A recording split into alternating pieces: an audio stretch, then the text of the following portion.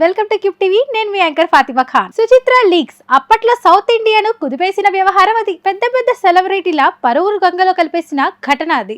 అప్పటి వరకు సమాజంలో పెద్ద స్టార్లుగా రాణిస్తున్న వారంతా ఒక్కసారిగా వారి భాగోతాన్ని బట్టబయలు చేయడంలో తలలు దాచుకోవాల్సిన పరిస్థితి వచ్చింది. సింగర్ సుచిత్ర తన సోషల్ మీడియా అకౌంట్ నుంచి చేసిన ఆ లీక్స్ అప్పట్లో కోలీవుడ్, టాలీవుడ్ ను కుదిపేశాయి.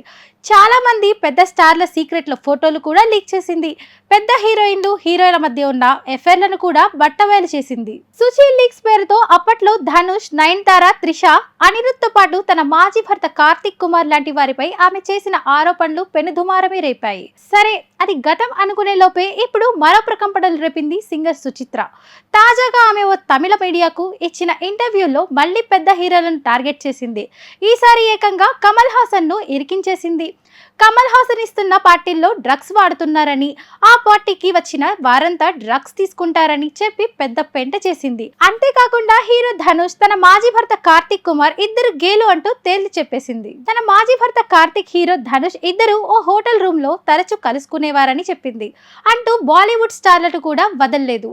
బాలీవుడ్ బాద్షా షారుఖ్ ఖాన్, కరణ్ జోహర్ కూడా స్వలింప సంపర్కులే అంటూ బాంబు పేల్చింది. దాంతో ఇప్పుడు ఈ వ్యాఖ్యలు కాస్త కోలీవుడ్ ను మళ్లీ కుదిపేస్తున్నాయి. ఆమె మాట్లాడిన వీడియోలకు సంబంధించిన క్లిప్స్ ఇప్పుడు ట్విట్టర్ లో ట్రెండ్ అవుతున్నాయి. ధనుష్, కమల్ యాంటీ ఫ్యాన్స్ వాటిని తెగ వైరల్ చేస్తున్నారు.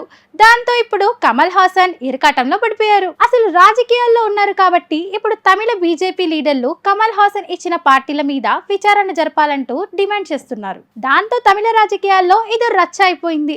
అటు ధనుష్ గే అంటూ చేసిన వ్యాఖ్యలపై ఆయన ఫ్యాన్స్ మండిపడుతున్నారు. ఆమె ఆరోపణలు అంటూ బాలీవుడ్ ను కూడా తాకాయి.